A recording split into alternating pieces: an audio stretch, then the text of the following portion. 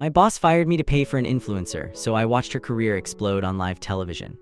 I was the only information technology specialist at a luxury marketing firm.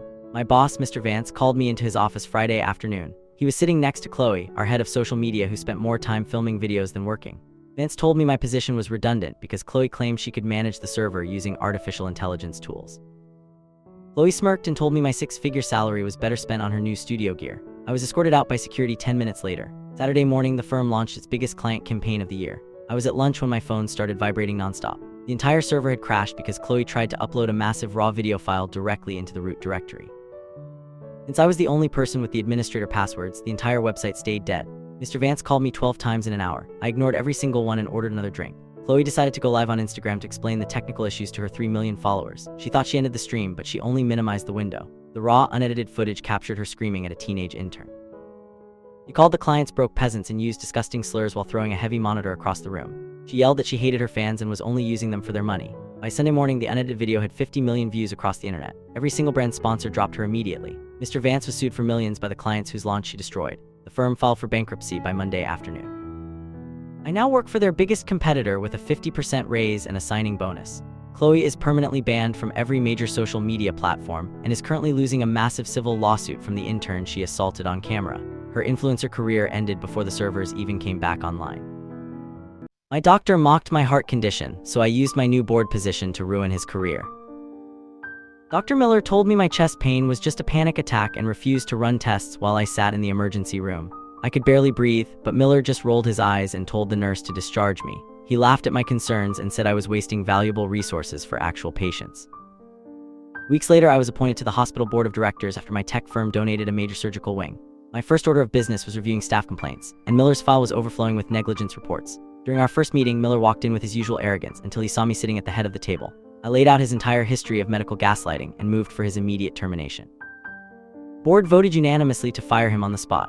Miller screamed that I was a spiteful person and threatened to sue the hospital for millions. A month later, Miller filed a massive lawsuit claiming the stress of his firing caused a debilitating back injury that left him unable to walk. He showed up to the first deposition in a wheelchair, wearing a neck brace and pretending to be in agony.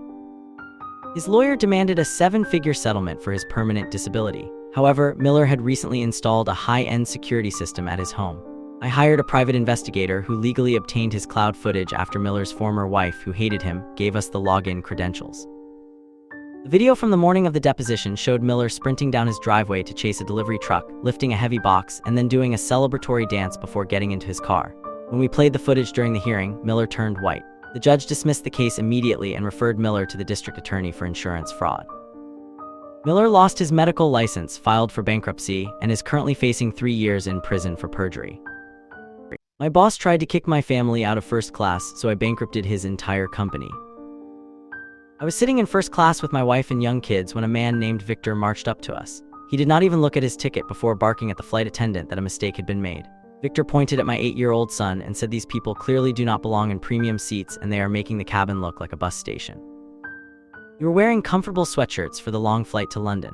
I looked up and realized Victor was the chief executive officer of the private equity firm where I worked as the lead portfolio manager. He did not recognize me without my tailored suit. He told the attendant that he paid too much money to sit next to people who looked like they were on welfare.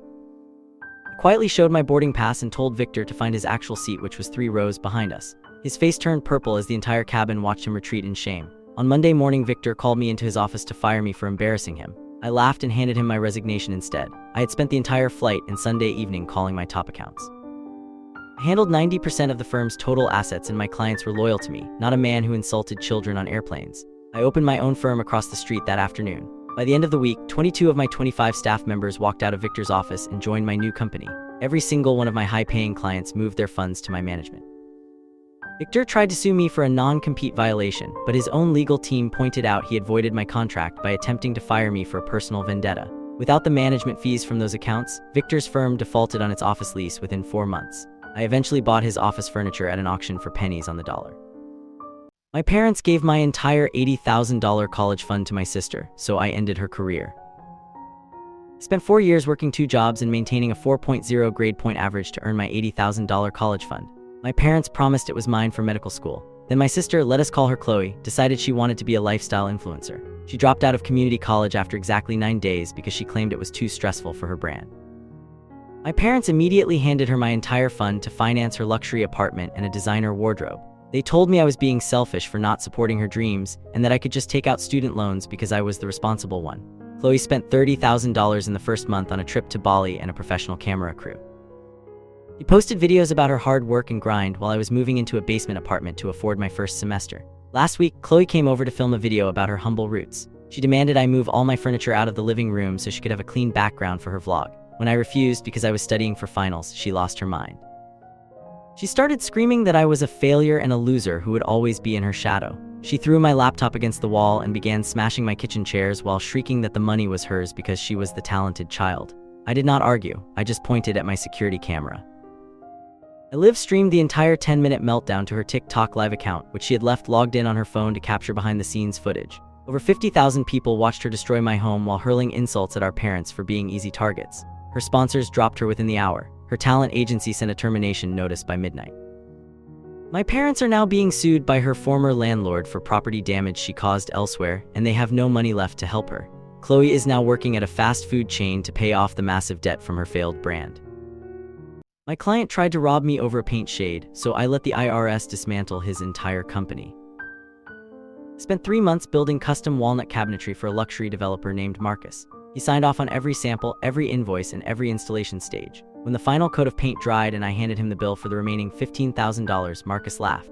He claimed the shade of white I used was too sterile and made his kitchen look like a hospital. He told me he would not pay a single cent unless I repainted the entire house for free. I pointed to the contract where he had physically signed the paint swatch. Marcus did not care. He told me I was a scammer and that he was going to report me to the Internal Revenue Service for tax fraud to make sure I never worked again. He was so arrogant that he actually called the tip line while I was standing right there in his foyer, screaming that I was running an illegal cash business. I did not argue. I simply walked out and waited. 2 weeks later, an investigator contacted me. Because Marcus had made such a formal, aggressive complaint, they had to look into the contract he was disputing. I provided every single receipt, every signed document, and every bank statement showing my clean records. However, during the process, the investigator noticed something strange about the consulting fees Marcus claimed he paid me on his own corporate filings. Marcus had been using my business name to write off massive personal expenses for years, long before we ever actually met. The Internal Revenue Service opened a full-scale audit of his construction firm. It discovered he had been funneling millions into offshore accounts and had not paid payroll taxes for 50 employees in 3 years. Last week, Marcus was indicted on 12 counts of felony tax evasion and wire fraud. His assets were frozen, his firm was shuttered, and his mansion is being auctioned off. I got my money through a lien on the property, and Marcus is looking at 10 years in federal prison. I quit my job after a customer demanded a discount for my face, then I stole the entire business.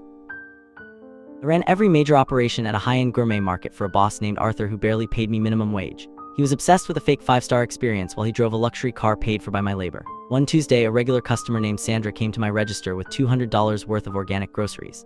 As I scanned her items, she stopped me and pointed at my face.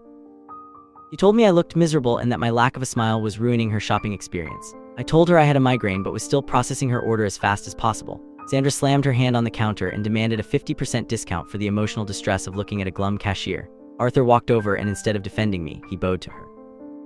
He gave her the groceries for half price and then turned to me in front of the entire line of customers. He told me that if I could not keep a permanent grin on my face, I was useless and lucky to even have a job. I did not wait for him to finish his power trip. I took off my apron, handed it to him, and told him I quit. I had been the one managing the vendor relationships and the specialty ordering for 3 years. I knew every high net worth client by their first name. I spent the next 48 hours calling my contacts and securing a small retail space directly across the street. I reached out to the local organic farmers Arthur had been lowballing for months and offered them fair contracts. And I opened my doors 2 weeks later. 12 of the 14 staff members walked across the street and joined my team. We took every single corporate catering account and every high-paying regular with us. Within 6 months, Arthur was broke and his store was a ghost town. I bought his equipment at a bankruptcy auction for pennies. Sandra tried to shop at my new store last month, but I personally trespassed her.